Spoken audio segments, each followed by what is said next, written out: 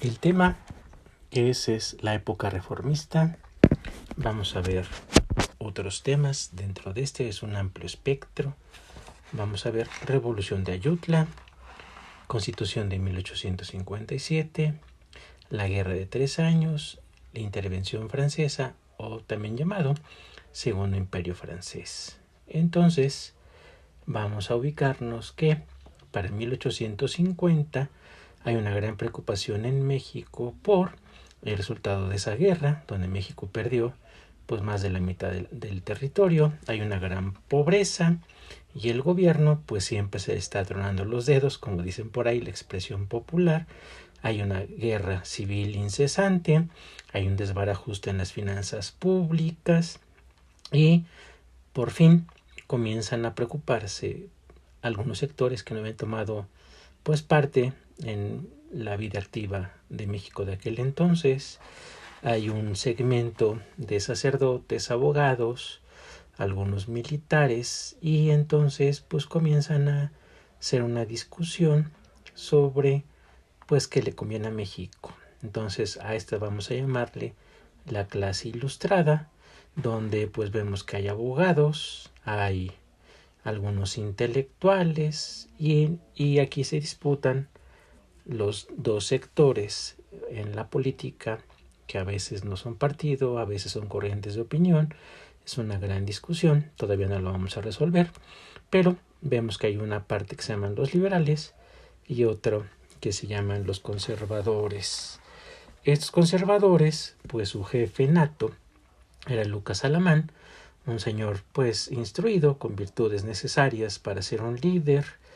Era el líder de las sotanas, como dicen, de los conservadores, de gustos literarios, solemne, religioso, y es de los que vamos a ver que trae a Antonio López de Santana tiempo más adelante. Entonces era el líder. Los conservadores, por lo tanto, no querían aventurar al país por nuevos caminos, querían la vuelta al orden ese que experimentaron en el Imperio Español, y les gustaba la idea de que fuera una monarquía. Para algunos eran tradicionalistas, a lo mejor europeizantes, y sus enemigos, o sea los liberales, les pusieron los cangrejos. Por su parte, los liberales pues realmente a mediados del siglo XIX no tienen un jefe visible. Con el paso del tiempo pues va a tener una playa de hombres de la Reforma, pues va a ser el señor Melchor Ocampo, va a estar Miguel Lerdo de Tejada y obviamente Benito Juárez. Estos liberales no tenían tanto vínculo con la tradición hispánica, tampoco eran católicos, siempre estaban en un antagonismo con el México del pasado, y más bien ellos querían un futuro mejor. Entonces no importaba mucho cómo estaba el país, pero sí sabían a dónde lo querían poner.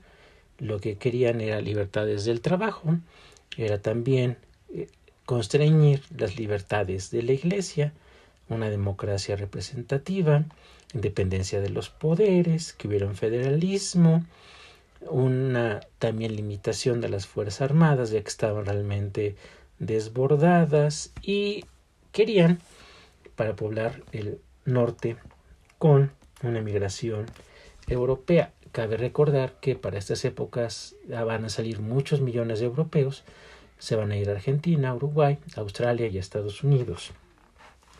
Bien, y veían, ya que bueno que dijimos el tema de Estados Unidos, en los norteamericanos como el ejemplo a seguir. Entonces, para 1852, en plena presidencia de Mariano Arista, se da en Jalisco una revuelta que es el Plan del Hospicio. Aprovechan aquí los conservadores para ir tejiendo su telaraña, piden ese plan, la institución de Arista, que la vuelta al orden constitucional federal, y obviamente que regrese Santana. Entonces, prestos los conservadores hacen las gestiones, y entonces Lucas Alamán va a ser obviamente quien va a mover todo, y traen a Santana, ya va a ser presidente, y va a ser Lucas Alamán el secretario del Interior. Van a aplicar varias leyes, suprimen las legislaturas, va a haber una famosa ley Lares que prohíbe la impresión o la circulación de algunos textos pasquines que sean sediciosos, inmorales, injuriosos y calumniosos. Todo eso lo van a hacer, pero vemos que Santana, pues a la muerte de Lucas Alamán, se desborda como siempre y pues va a vender la mesilla, se hace su Alteza Serenísima, tiene que contrarrestar la invasión de los piratas en Baja California y Sonora, y hay que hacer frente a una rebelión, que es la rebelión de Ignacio Comonfort, Juan Álvarez y Florencio Villarreal, con el plan de Ayutla, y este plan triunfa, con lo cual pues va a haber gobierno de esta revolución. El primer gobierno liberal es el de el señor Juan Álvarez, que pone como ministros a Melchor Ocampo, Guillermo Prieto, Lerdo de Tejada, Juárez, hacen la ley Juárez, la ley Lerdo, hacen la convocatoria al Congreso Constituyente, el cual se junta. Vemos que la Constitución del 57 pues no va a ser pues más bien va a ser muy cuestionada por diversas cosas. Hay muchas libertades, dicen los conservadores. Para los liberales pues quedó como una constitución muy mediana en cuanto a esas libertades.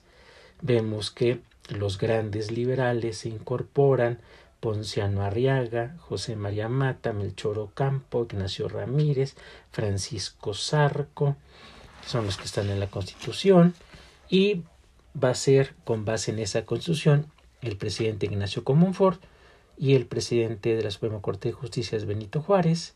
Félix Zuluaga, un conservador, un general, hace el plan de Tacubaya, depone a Comonfort, o más bien Comonfort entra en componendas, ya no sabe qué hacer, entonces se quema políticamente, y aquí va a haber dos presidentes: Félix Zuluaga, con base en el plan de Tacubaya de los conservadores, y para una buena parte de los gobernadores es Benito Juárez el presidente legal, de acuerdo a la Constitución de 1857. Vemos que hay dos bandos enteramente: los generales conservadores de carrera, casi todos niños héroes: Osoyo, Márquez, Mejía, Miramón, y los generales republicanos: Santo Degollado, Ignacio Zaragoza, González Ortega.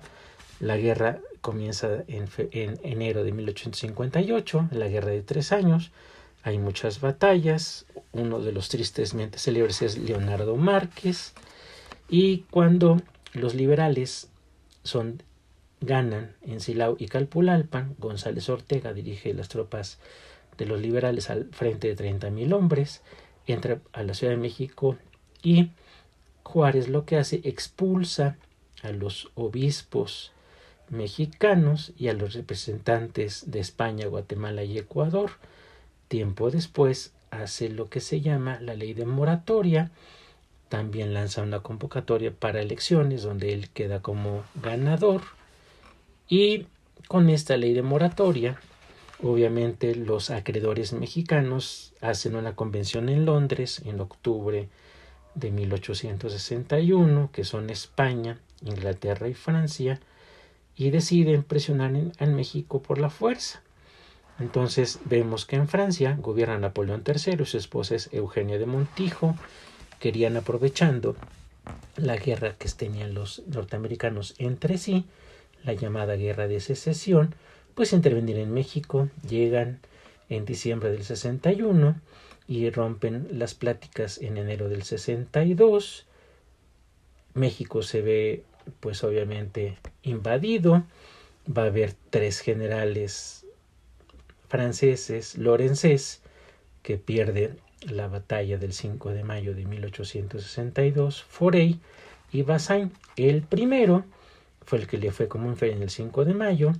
Forey destruye al ejército liberal igualmente en Puebla en 1863, y Aquiles Bazaine pues va a ser el poder tras el trono de Maximiliano, va a tener una gran cantidad de soldados con este segundo imperio napoleónico, segundo imperio mexicano, como le quieran ver ustedes. Cuando los norteamericanos terminan su guerra de secesión, hay intercambio diplomático y ellos comienzan a amenazar a Francia que la intervención o la permanencia de tropas francesas en México es causa de guerra con ellos.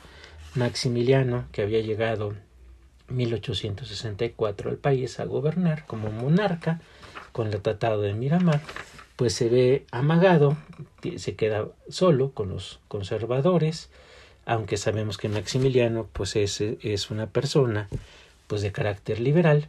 Y aquí hay paradojas, ¿no? Porque muchos liberales de Juárez se van a trabajar con el imperio de Maximiliano, que es liberal, y algunos conservadores, al ver que Maximiliano pone en práctica las leyes de reforma, pues lo van dejando, ¿no? Aquí hay bastantes paradojas que tenemos que reflexionar sobre. Algunos liberales trabajan con Maximiliano, los monárquicos pues, trabajan con el rey Maximiliano, con el emperador, y los conservadores lo van dejando solo. A fin de cuentas es muy curioso. Y entonces, para Maximiliano, como se ve solo, se encierra en Querétaro, las tropas republicanas lo encierran, Mariano Escobedo, Ramón Corona y Porfirio Díaz toman la capital. El 15 de mayo de 1867 es fusilado en el Cerro de las Campanas con los generales Tomás Mejía y Miguel Miramón. De estos generales tendremos que hacer después algunas observaciones pertinentes. Esto sería, a grandes rasgos, el tema de la era reformista en México, y a partir de 1867 se va a conocer como la República Restaurada, donde por fin México recobra conciencia de sí mismo. Al fusilar a Maximiliano, a lo mejor fue bastante rigorista, pero ya se tiene una noción de ser un país, y a partir de aquí se comienzan los planes hacia el futuro. Eso sería todo por hoy. Finalmente, entonces, este periodo, que es muy importante para México y en general el ascenso del liberalismo, pues se va a dar de la mano de este partido liberal, que va a tener varias pruebas. Una sería la Constitución del 57, otra la Guerra de 3 años, y finalmente con el fusilamiento de Maximiliano, pues México va a poder tener cierta estabilidad política, a pesar de haber sido, como dicen por ahí, muy rigoristas con Maximiliano, que algunos consideran como un iluso, que aquí lo estamos viendo en las imágenes, pero yo recomiendo que puedan averiguar en un texto que ya sería como ficción histórica, un personaje llamado Justo Armas. Ha sido este tema de algunas novelas, el que supuestamente Juárez, siendo masón, no pudo haber matado a otro masón. Entonces, por favor, ahí les encargo pues que vean esa información, que la googleen y vayan conociendo pues temas de la ficción histórica que son interesantes de poder reflexionar. Pero para todo esto, entonces, para 1867 México entra en una era de reconstrucción que vamos a ver en los videos posteriores. Es una era no tanto de paz, pero donde finalmente el Partido Conservador pues ya va a quedar derrotado, y eso posibilita que los liberales por fin se pongan a hacer con leyes los cimientos de un país moderno y próspero. Juárez entra, como estamos viendo en la imagen, a la capital 1867 con sus ministros, y a partir de aquí pues Juárez va a ser un héroe nacional por la perseverancia y por haber tenido la entereza de defender a la nación.